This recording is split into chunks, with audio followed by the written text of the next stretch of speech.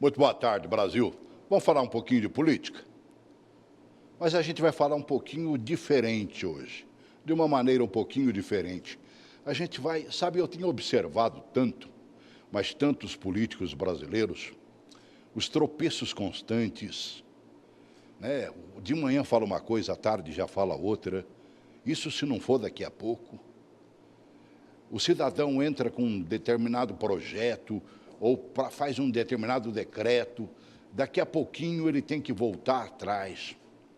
O que está faltando na política brasileira? A maioria dos parlamentares que a gente conhece não tem uma excelente assessoria. Eu sempre que posso, que vem os novos parlamentares aqui, eu dou uma dica para ele, para que ele faça isso.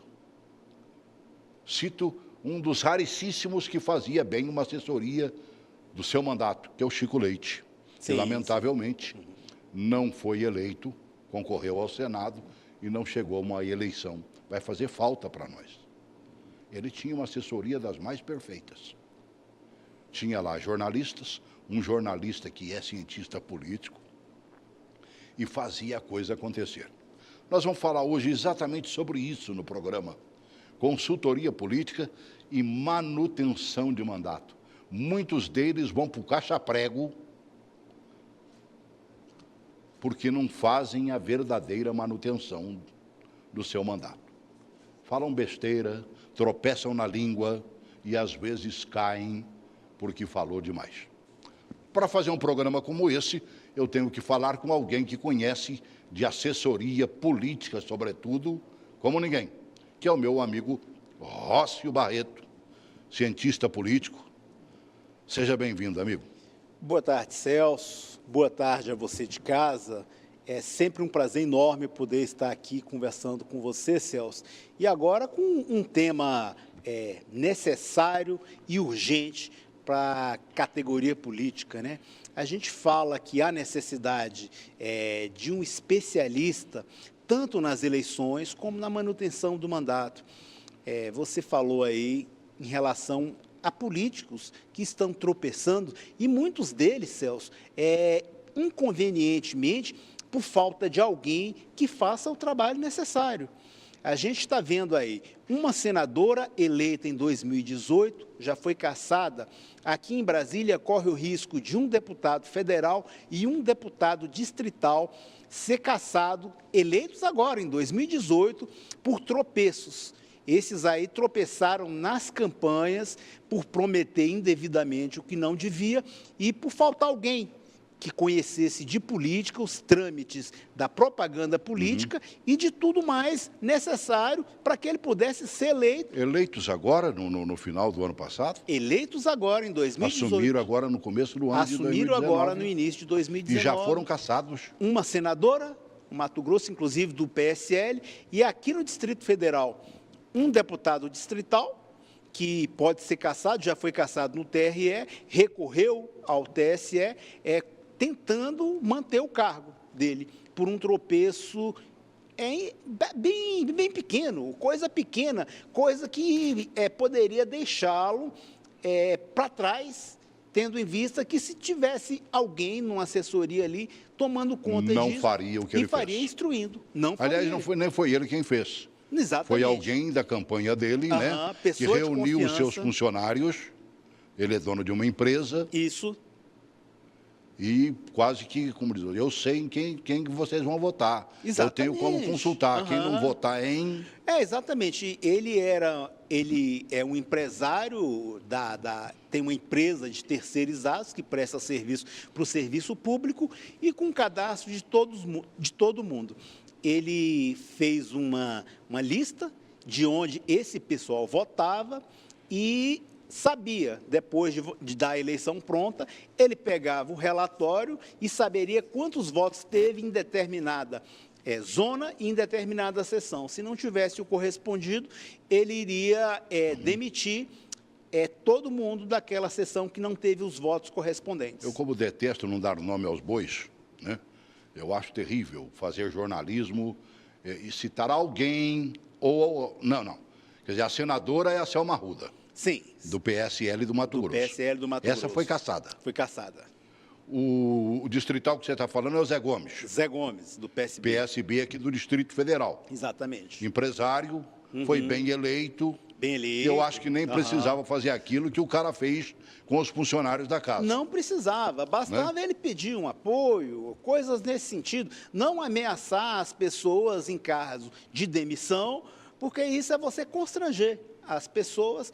Ele poderia ter uma assessoria política um pouco melhor.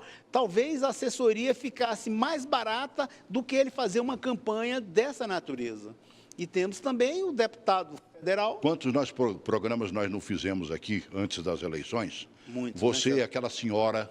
Eu, Solange Bezerra. Isto, falando exatamente da necessidade de amparo. Que não é outro nome. Não, exatamente. Um amparo necessário para que ele conseguisse a eleição dentro das regras legais, para que ele não entrasse cometendo algo que pudesse torná-lo inelegível, ele acabar incidindo contra a lei. E esse tropeço tem acontecido meio aos borbotões, né? Porque há outros parlamentares fora de Brasília, em outros estados, de Brasília, respondendo pela mesma coisa. Aliás, na Câmara Federal, um nosso também está respondendo.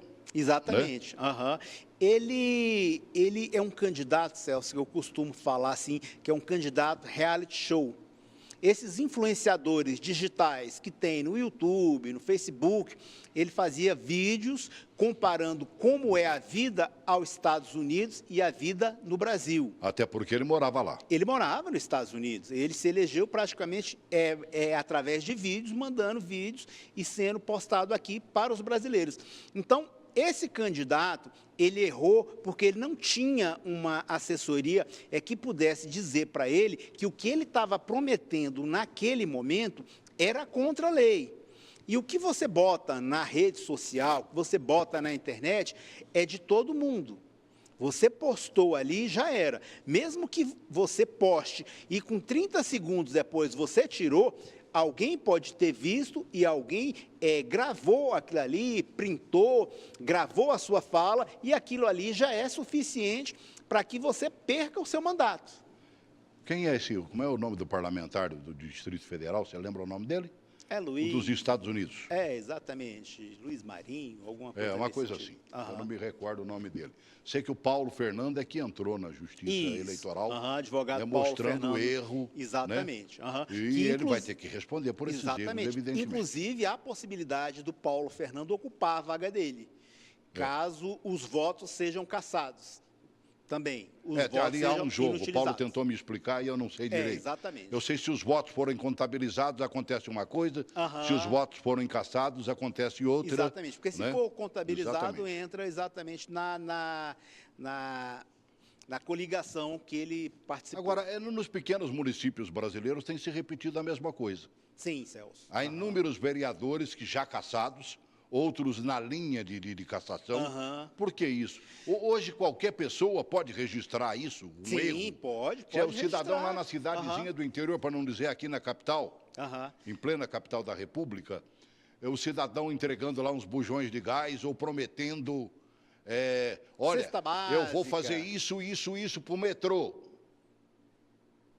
Mas não esqueça, vota no 15. Eu vi um vídeo que o governador falou exatamente isso, antes de ser governador. O governador Ibanez, àquela altura, ele já tinha um percentual suficiente que lhe dava condições de ser eleito. Ele, numa entrevista, conversando com concursados do metrô, ele falou exatamente isso. Olha, vocês vão ser chamados, eu vou chamar vocês para trabalhar, mas para que isso aconteça de verdade, vocês têm que votar no 15. Celso, isso é compra de voto, isso é compra de voto. Isso não pode ser feito dessa forma.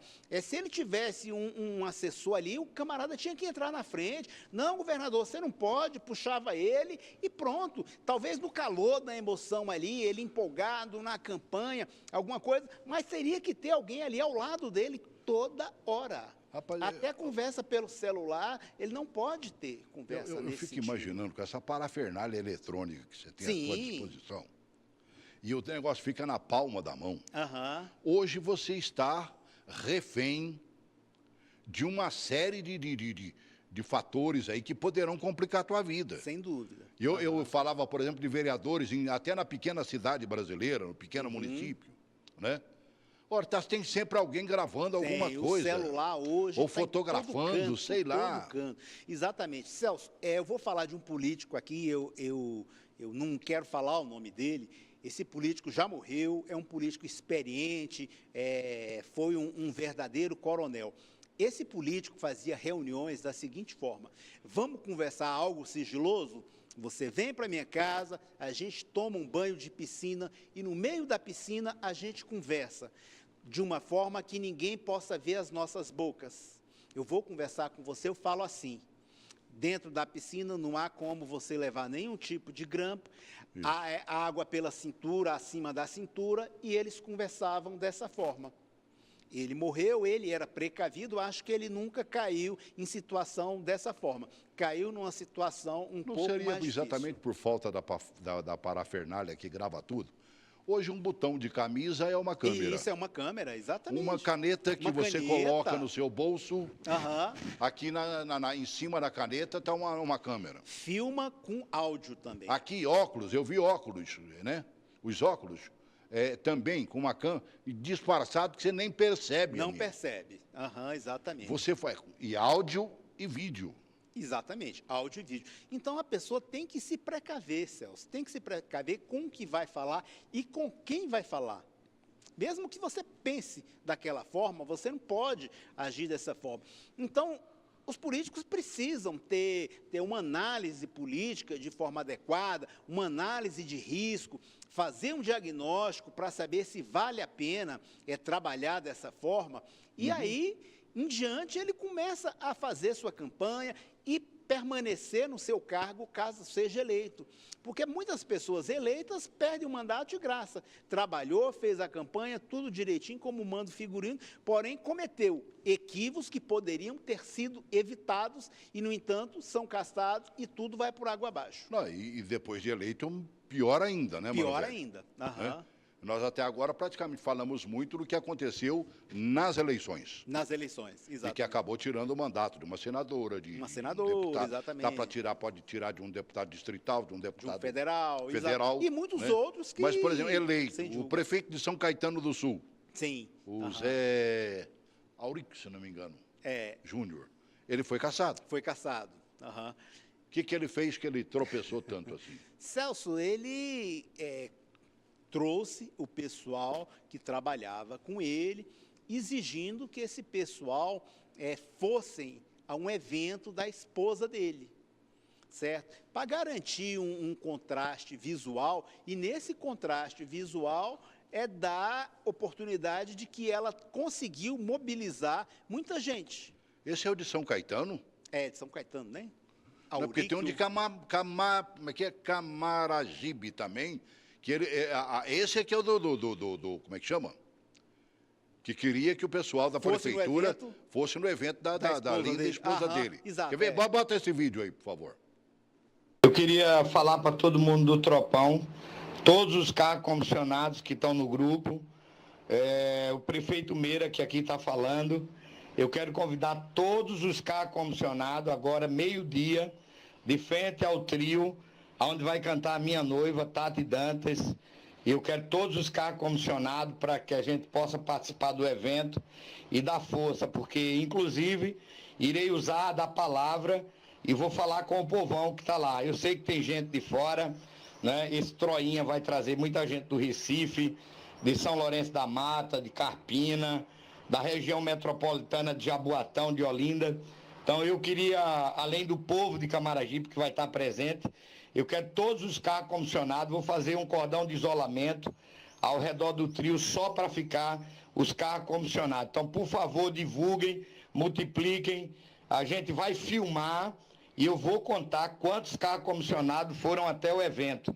Eu sei que tem gente que não gosta de carnaval, eu também não vivo carnaval, mas minha noiva vai cantar, a minha futura esposa, Tati Dantas, e eu quero a presença de todos os carros comissionados.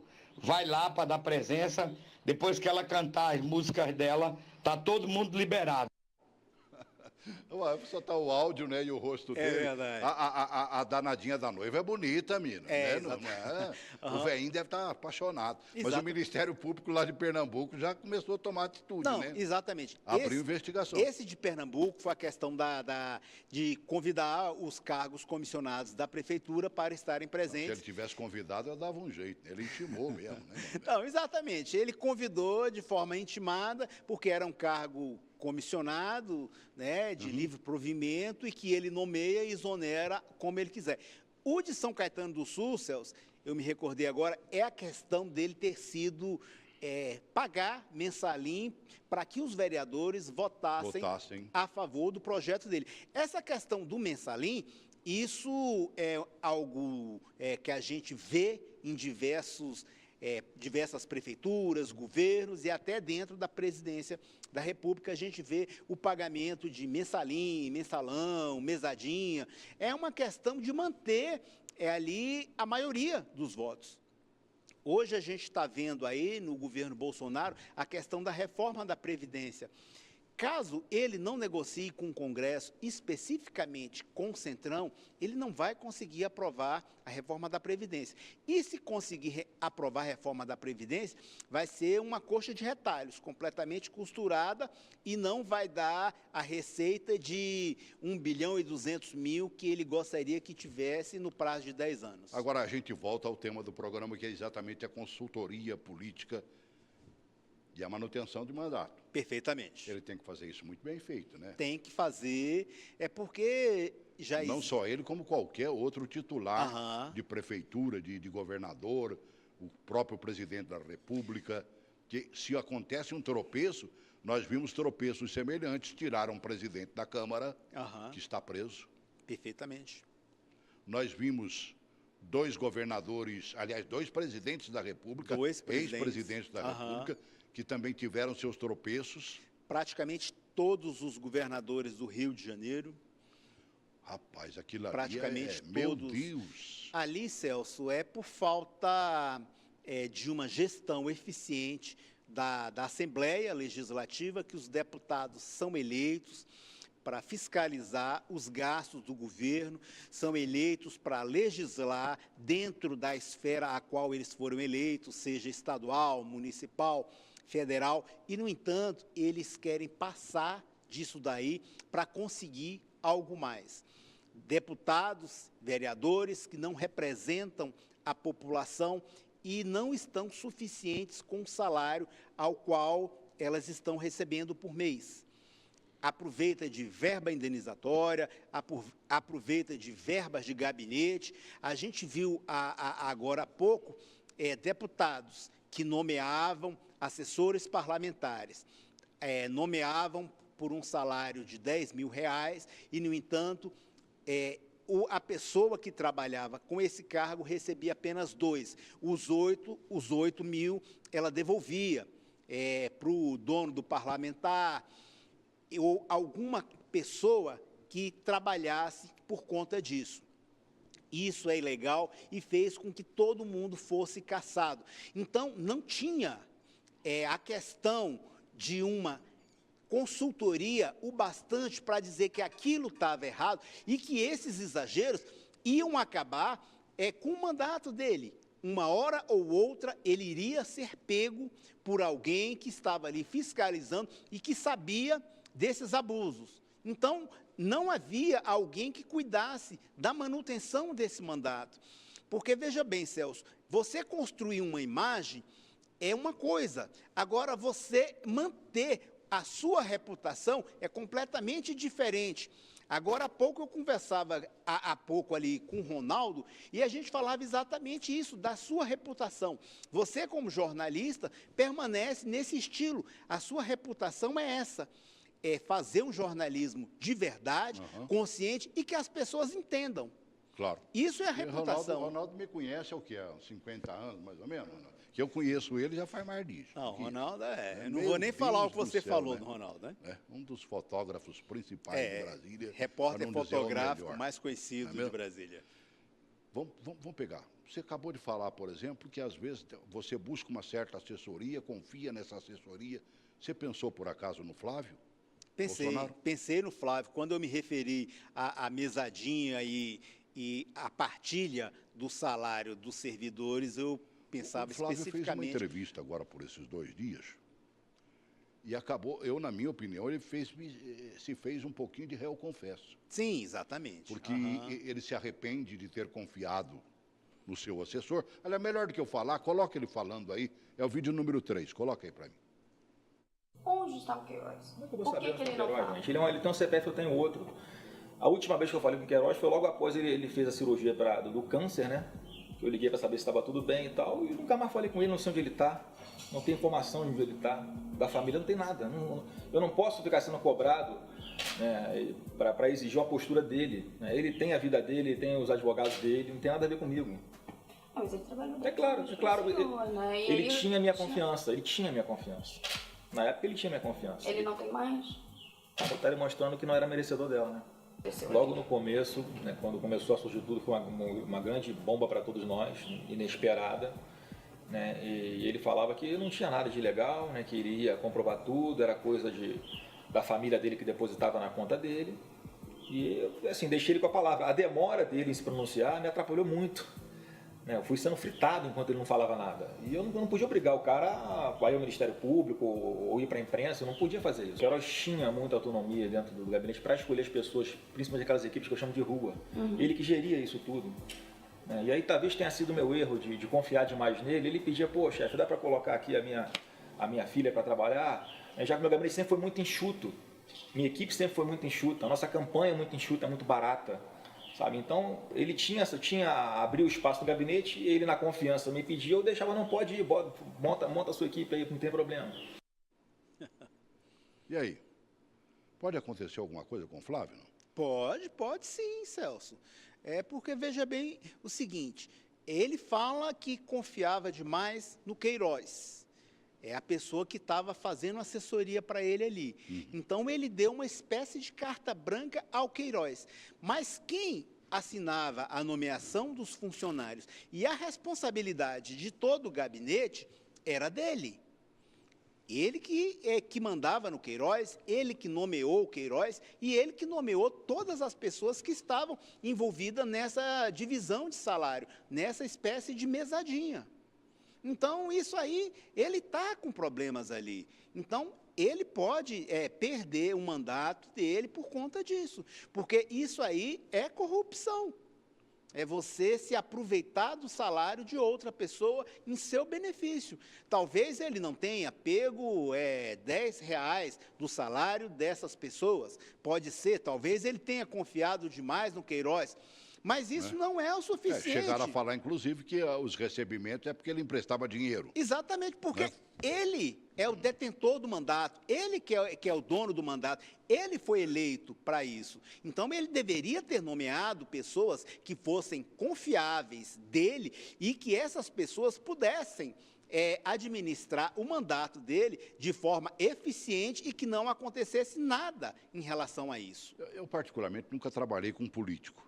E principalmente político eleito. Então, eu não conheço a cúpula administrativa como funciona. Certo.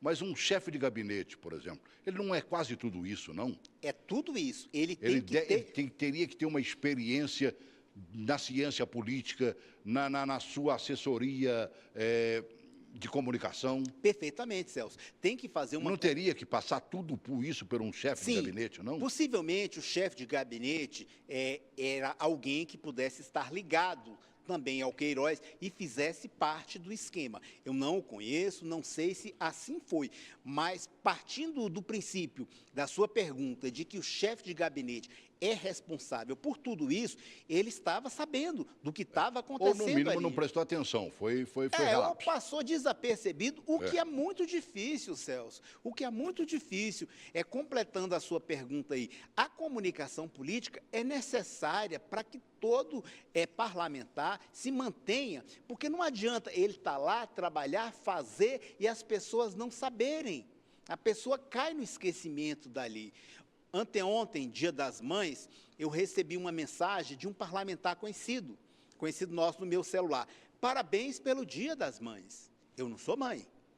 Ele deveria ter o controle de que está o telefone ali, O Royce Barreto é do sexo masculino. Certo. Então, eu não posso mandar uma mensagem do Dia das Mães. Para todo mundo, né, mano? Para velho? todo mundo, a mesma Mande mensagem. para todas as mulheres. Exatamente, faz uma que lista mesmo de não sendo transmissão. mãe, poderá sê-la. Exatamente, Né? teria que ter um controle disso daí. Então, isso daí é falta de organização dentro do gabinete. As pessoas precisam de entender um pouco disso daí, fazer algo que seja necessário. Construir lista de transmissão por segmento. Tem que ser tudo segmentado. Ah, eu quero mandar para os vigilantes do Distrito Federal. Vigilante, Distrito Federal, essa mensagem Fale com o vai Chico para você. Vigilante, que ele conhece todos. Pode ter sido exatamente Não é isso mesmo? daí. É lógico. Então, tem que ter esse controle e essa administração dentro de um gabinete, porque você gasta horrores com campanha política. Eu já trabalhei, Celso, em diversas campanhas políticas, as quais eu tentava enxugar ao máximo e dava uma maior condição do candidato ser eleito. Porque o que vale dentro de uma campanha política é você neutralizar os pontos negativos do candidato e otimizar, potencializar os pontos positivos. Você criar uma narrativa para determinados assuntos e, com essa narrativa, você conquistar os seus eleitores. É dessa forma que a gente faz. Então, assim a gente consegue uma condição de dar uma eleição próxima de satisfatória para cada candidato. E isso de gastar menos possível, né? Só se fez um pouquinho realidade agora, na eleição passada. Não sei se você viu um estudo inédito da Fundação Getúlio Vargas, juntamente com a Fundação Brava. Sim. Princípio: eleitos para a Câmara em 2018 concentraram menos recursos que vitoriosos de anos anteriores. Sem dúvida. Uhum. Explica-se. Né? Celso. O cara que quase sempre se reelegia, ele já tinha o seu financiador, né? Tinha um financiador. Que podia buscar dinheiro público. Até as eleições de 2014, era possível pessoas jurídicas financiar a campanha política. A partir de 2016, o financiamento por pessoa jurídica foi proibido por uma decisão do Supremo Tribunal Federal. A partir de 2016, o financiamento da campanha tinha que ser por conta do candidato ou pessoa física, que poderia doar até 10% da sua receita declarada na Receita Federal no ano anterior. Então, isso daí reduziu as campanhas ao mínimo possível e também houve teto máximo que as pessoas poderiam gastar, que foi categorizado da seguinte forma: você pode gastar até 70% do máximo que o candidato que gastou mais na eleição anterior gastou. O candidato a governador gastou R$100 mil, então você poderá gastar até R$70 mil. Então, houve essa limitação e para dar também uma coerência maior a todos os candidatos, porque aqueles que tinham maiores recursos, mais financiamento, gastava o tópico e, com isso, eu acredito que o Caixa 2 continua existindo de uma forma mais organizada, porque um candidato fala, eu vou gastar 1 milhão, declara que gastou 1 milhão, mas a gente percebe nas ruas que ele gastou um pouco mais disso daí. Isso explica o fato de, eu ia falar um palavrão, rapaz, desses velhos políticos que nós conhecíamos e que conhecemos não terem sido reeleitos? Não, boa parte deles. Não. E nomes expressivos. Que você chega num Ceará da vida e fala o nome do cara, todo mundo conhece. Não, exatamente. Esses candidatos, esses coronéis, dono da política, que sempre foram eleitos e reeleitos da forma que sempre quis, muitos desses não deixaram de ser eleitos porque, por conta da Lava Jato, por conta da informação mais adequada, mais rápida, o uso da internet, isso fez com que muitos candidatos deixassem de ser eleitos. A reforma trabalhista deixou muita gente de fora.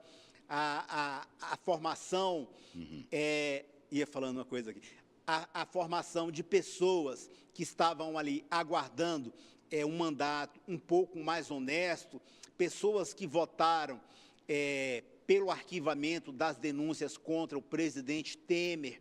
No ano passado, muitos desses candidatos deixaram de ser eleitos por conta de adversidades desse sentido e também por não fazerem uma campanha que conversasse olho a olho com a população. Eles acharam que pelo status dele, que pela reputação que eles haviam construído, seria suficiente para se manter no mandato por todo esse tempo, mas não foi. Subestimaram os fatos reais. Subestimaram Nos últimos os fatos tempos reais, agora. subestimaram... Que o nome foi citado, por exemplo, num lava-jato. No Lava Jato. Não, mas foi citado, mas nem até agora não aconteceu nada. Não, exatamente.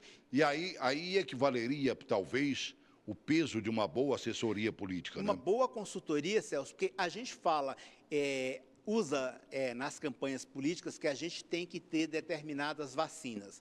Se você é um candidato a político, você precisa falar tudo para o seu médico, para o seu advogado e para o seu consultor político, que vai estar ali criando formas de você tentar potencializar o que você tem de bom e neutralizar o que você precisa, o que você tem de ruim. Porque é necessário que você neutralize. Esconder aquilo ali, mostrar o que você fez efetivamente. A comunicação política desses candidatos não foram suficientes para que eles se mantivessem no cargo e mantivessem o status quo. Verdade. Olha, para quem não entendeu direito, né, a falta de apoio que foi tirada, por exemplo, do político receber uma ajuda financeira de um banco, de uma construtora e tudo mais, que quase sempre chega lá onde a gente viu a Lava Jato acontecendo, é importante demais. Veja que já houve uma certa diferença.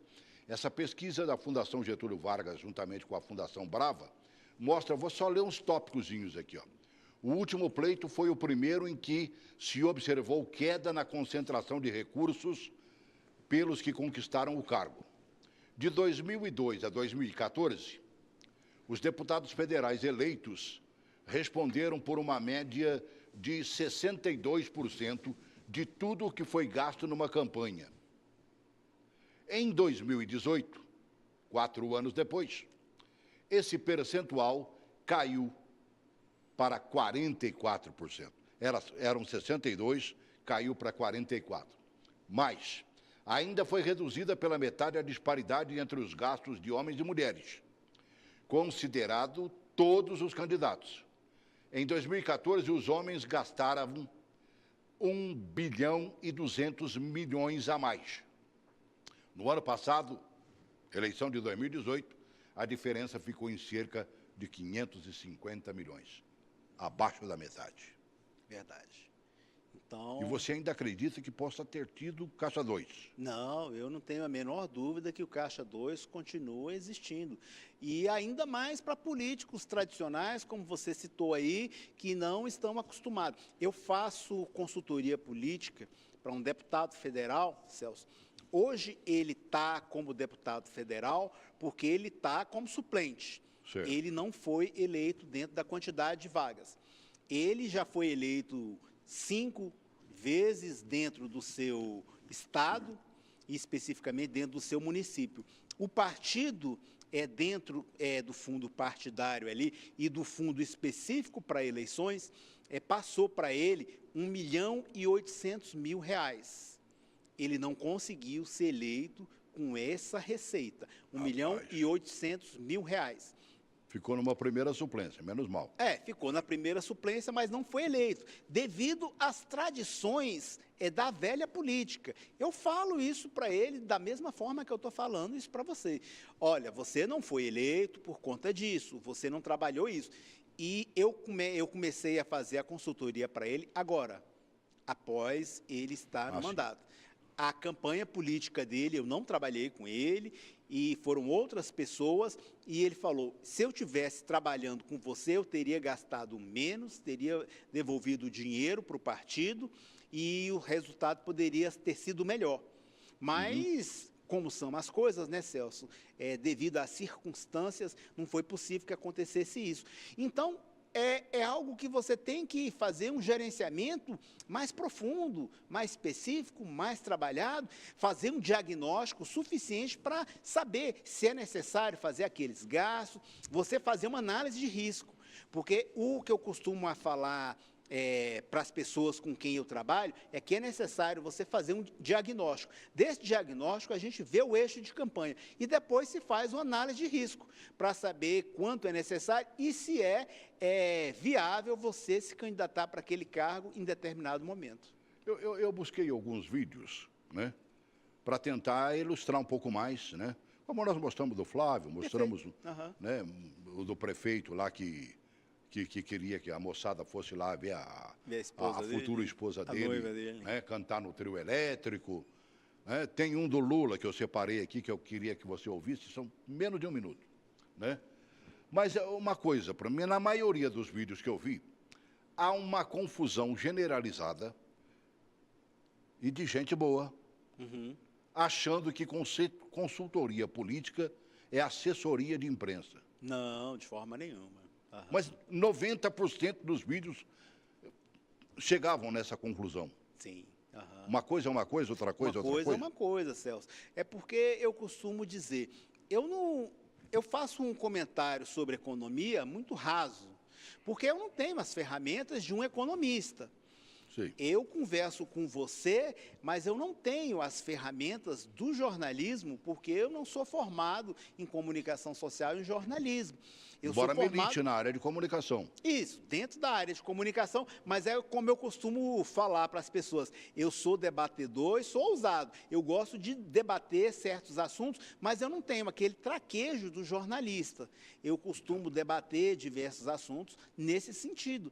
Então, a pessoa tem que ter ferramentas. Eu estudei política por 16 anos, e tudo em universidade pública. Estudando política para que a cada momento eu pudesse me especializar um pouco mais. Deu aula também, né, Monet? Não, dei aula também, dei bastante aula também, sou professor, sou licenciado. O que a gente percebe é o seguinte, né, o político talvez, por uma falta de uma grande assessoria, e eu acho que também uma não vive sem a outra. Não, de forma nenhuma. Né? A política não vive sem a área de comunicação. Não, de forma nenhuma. Tanto é que a gente trabalha na equipe que eu gosto de montar, eu falo, tem que ter um jornalista aqui, tem que ter um designer, tem que ter um publicitário. Porque eu vou falar, olha, é necessário fazer uma peça assim, para que a gente possa informar para as pessoas assim. Mas eu não sei fazer uma arte, fazer uma peça publicitária. Do mesmo jeito que eu não entendo de fazer a comunicação como ela deve ser feita. Eu crio uma ideia, crio e falo para as pessoas, vamos desenvolver esse trabalho e passar para... E desde que o mundo é mundo, a união faz a força. Sem sombra de dúvida. Em conjunto, a gente cria uma boa ação. É um grupo e um coletivo. Nós estamos praticamente quase que encerrando. Eu levei até um susto, o Joãozinho botando o tempo para mim. Vamos falar um pouquinho do Lula, né? Por favor. O Lula deu uma entrevista à BBC. Sim. Né? Eu vou pegar menos de um minuto. Perfeito. Mas ele se mostrou, por exemplo, em relação a Dilma, que ele indicou para ser candidata, foi eleita, reeleita e depois cassada. Perfeito. Mas ele acha que ainda não faltou alguma coisa em relação ao comportamento dele para com ela. Faltou, sim. Aí eu pergunto, antes de que ele fale, Perfeito. estava faltando o quê? Não responde, não. Bota o Lula aí. E uma pessoa cheia de autoafirmação como a Dilma, na hora que, sabe, o carro começa a derrapar, nem sempre tem a tranquilidade de parar e falar, peraí, vamos parar, vamos ouvir, vamos conversar. Eu, por exemplo, nas minhas reuniões presidenciais, eu nunca comecei uma reunião falando. Sabe, se você é o presidente e você começa falando, você não deixa mais ninguém falar, acabou. Ninguém vai falar para contrariar o presidente da República. Então, tem estilos diferenciados. Eu, às vezes, lamento de não ter sido mais incisivo com a Dilma. Ele teria que ter sido mais incisivo com a Dilma? Teria que ter sido mais incisivo, Celso. Aqui no seu programa, eu comentei algumas vezes que em 2014 ele deveria ter saído candidato a deputado ou a senador, já que era só uma vaga, e se ele não tivesse certeza que seria eleito, deveria ter sido candidato a deputado federal Se do estado de São Paulo. elegeria numa boa. Seria eleito, poderia evitar que o processo dele circulasse e transitasse dentro da justiça comum. Ele levaria para o Supremo Tribunal Federal. Mas eu acho que o Lula nos deu, acima de tudo, uma prova inconteste de que quando você tem uma comunicação perfeita, Perfeita. quando você tem uma assessoria política perfeita, ele faz o que o Lula fazia. Ele nunca falava primeiro do que os ministros. Não, de forma nenhuma. Porque senão você constrangia os ministros a depois. Exatamente. Aham. Né? Como ele disse, quem é que ia contradizer o presidente da República? Exatamente, perfeito. Ele ouvia primeiro. Isso não é uma assessoria dando a ele? É uma assessoria para ele. Ele teve ali do lado dele, ele teve como ministro dele o Luiz Dulce na governadoria.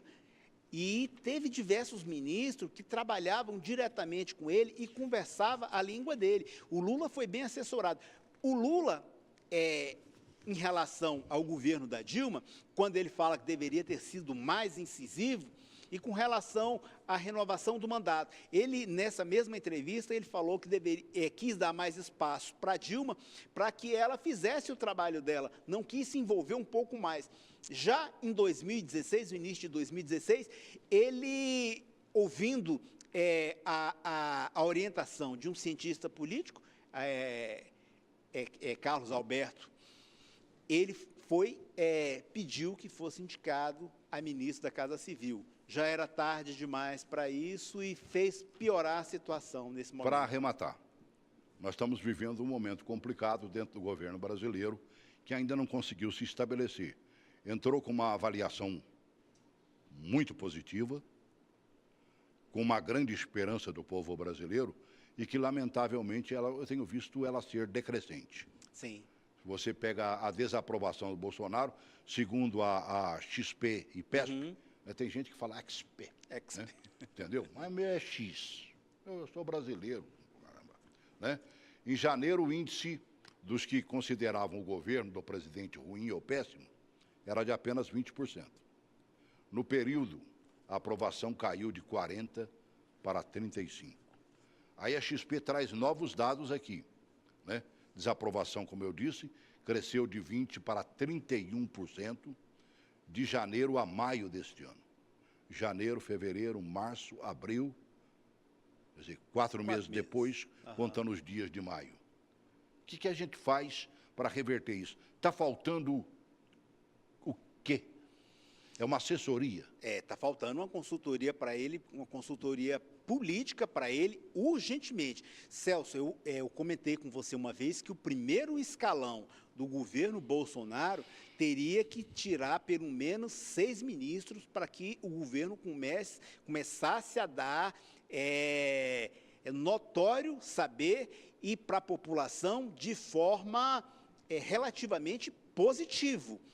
Principalmente os ministros que foram indicados por Olavo de Carvalho. Esses aí estão no governo, não sei porquê, não estão dando nada que aprove um pouco mais o governo e que dê a satisfação suficiente para que a sociedade precisa. Esses ministros precisam ser retirados, pelo contrário, estão dando cada vez mais trabalho. Uma assessoria, principalmente na comunicação dele. Ele fala o que ele está ali, o que ele quer falar, sem consultar ninguém. Tirar os filhos dele de perto do mandato dele. Você cuida do seu, você cuida do seu, você cuida do seu. Do meu, quem vai trabalhar aqui diretamente pessoas especializadas, especialistas que conhecem a área, tanto da política como da comunicação política. Muitos governos trabalham, fazem muita coisa e não têm reconhecimento por falta de comunicação. E tem que ser uma comunicação que leve para as pessoas em uma linguagem que elas entendam. Eu costumo falar, não adianta você falar para as pessoas que você fez isso de uma forma assim um pouco técnica. Você tem que converter aquela informação numa linguagem popular. Com essa linguagem popular, você vai dar a condição das pessoas entenderem você perfeitamente. 4 meses, né? Chegando ao 5º mês agora de governo. Para quem tem 4 anos de mandato, para a gente arrematar. Há tempo de virar, não tem? Sem sombra de dúvida. O que está faltando ao Bolsonaro? Ele, como eu falei, está faltando dar uma modificada, dar uma girada, no mínimo de 180 graus, no primeiro escalão dele, colocar pessoas eficientes, delegar competência e cobrar resultados. Isso que ele precisa fazer, afastar os filhos dele de estar especulando e falando do governo em nome dele. Isso daí não pode ser jamais centrar todo mundo, fazer uma reunião e colocar e fazer uma comunicação mais eficiente. Lá, né? Negócio, não, negócio. O né? Olavo de Carvalho. Amigo é amigo, negócios à parte. Né? Olavo de Carvalho, se você quiser, liga para mim uma vez no mês, a gente conversa, tudo bem. Não se meta mais no meu governo. Quem nomeia sou eu faço da forma que eu achar mais conveniente. Não ficar dizendo que o Olavo de Carvalho teve muito trabalho, foi um excelente profissional e o ajudou na eleição dele. Uma pergunta indiscreta. Você falou que está fazendo uma assessoria a um deputado. Sim. Você só faz para um deputado? Não, faço para vários. Você tem uma empresa de assessoria? Tenho uma empresa, exatamente, assessoria.